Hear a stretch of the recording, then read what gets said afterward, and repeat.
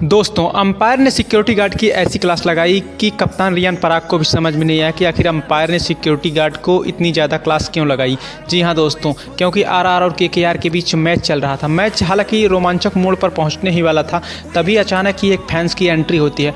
जैसे ही रियान पराग कोंटन को गेंद फेंकने जाते हैं, तभी अचानक एक फैंस की एंट्री होती है और जैसे ही वो रुक जाते हैं, तभी रियान पराग पीछे मुड़कर देखते हैं तो अचानक एक फैंस आता है और सिक्योरिटी गार्ड को चकमा देकर सीधा उनका पैर पकड़ लेता है। हालांकि रियान पराग उससे छुड़वाने की कोशिश करते हैं, लेकिन सभी लोग जानते हैं कि जितने भी फैंस आते हैं वो सीधा पैर पकड़ लेते हैं और पकड़ने के बाद वो छोड़ने का नाम नहीं लेते।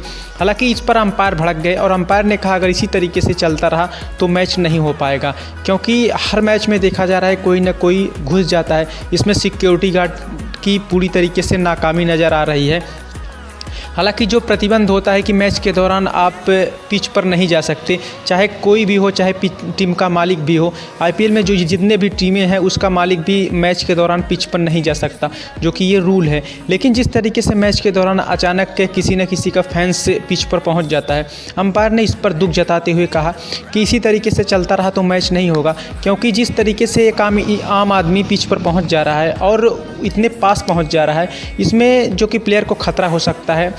और ये सिक्योरिटी गार्ड की कमजोरी है कि जिस तरीके से कोई ना कोई पिच पर पहुंच जा रहा है। पर जिस तरीके से आरआर और केकेआर के बीच मैच हुआ, उसमें एक तरफा मैच कर दिया कोंटन ने। कोंटन जो कि कोलकाता की तरफ से बेहतरीन बल्लेबाजी की, उन्होंने कभी ऐसा लगने ही नहीं दिया कि लक्ष्य बड़ा हो। पर जिस तरीके से केकेआर ने बैटिंग की और कोंटन हालांकि शतक नहीं लगा पाए, लेकिन फिर भी 57 रनों की ताबड़तोड़ पारी खेली और मैच को एक तरफा कर दिया। कोंटन साउथ अफ्रीका के बल्लेबाज हैं, पर बेहतरीन बल्लेबाजी करते हैं, लेकिन आरआर की आज फिर से कमजोरी नजर आई। जैसे ही संजू सैमसन आउट हुए, कोई ऐसा प्लेयर नहीं था जो लय में लग रहा हो। थोड़ा सा रियान पराग लग रहे थे, लेकिन रियान पराग भी आउट हो गए। फिर उसके बाद ध्रुव जुरेल आए, वो भी थोड़ी सी बल्लेबाजी करे और आउट हो गए।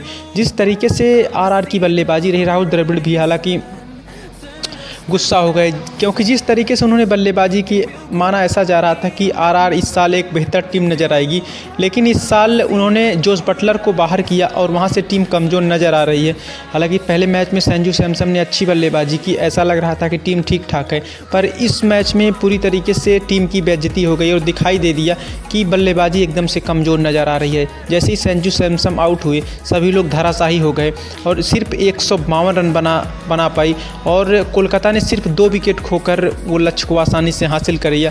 उसमें सबसे बड़ा जो योगदान था वो कोंटन का, इन्होंने 97 रनों की पारी खेली। लेकिन जो सबसे हाईलाइटेड मुद्दा रहा वो रियान पराग और उनके फैंस का।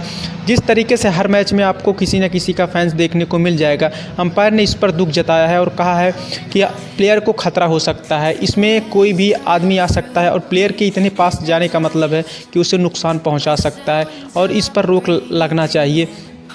हालांकि सिक्योरिटी गार्ड ने उसे पकड़ा और फिर बताया जा रहा है कि उसे मारने की कोशिश कर रहे थे, लेकिन रियान पराग ने मना किया। लेकिन अंपायर ने रियान पराग को भी कहा कि इस तरीके से कोई खिलाड़ी के पास इतना फैंस आए, ये प्लेयरों के लिए दिक्कत की बात है। दोस्तों, आपकी क्या राय है? क्या इसी तरीके से सिक्योरिटी गार्ड को मैनेज करना चाहिए कि कोई भी खिलाड़ी के पास इतना फैंस आ जाए, उसमें खिलाड़ियों को घायल होने की दिक्कतें हो सकती हैं? क्या की क्या राय है? क्या इस पर सिक्योरिटी गार्ड को कड़ी प्रतिक्रिया नहीं देनी चाहिए? क्या अंपायर ने सही किया या गलत किया? आप लोग एक राय ज़रूर दें।